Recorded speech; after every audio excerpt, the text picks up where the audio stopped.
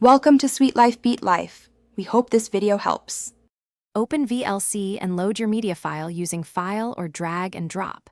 Wait for the playback window to appear and the controls to become active. Click the top menu called Audio to open the audio submenus. Choose Audio Track to reveal all available tracks in the current file. Select Track 1, Track 2, or any language labeled in the list to switch instantly. The audio will change hands immediately while the video continues playing without reloading the file. Open Tools, then Preferences to access global VLC settings quickly. Click the Audio tab to reveal output modules and device selection options. Use the Output module dropdown to pick Direct Sound, Wave Out, or Automatic as needed.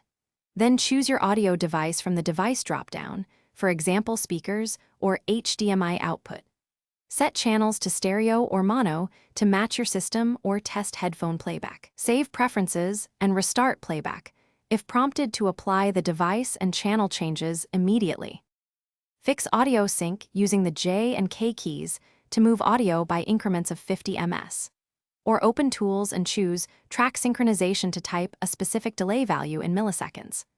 Apply real-time audio processing from Tools, then Effects and Filters to enable the equalizer, compressor, or spatializer options.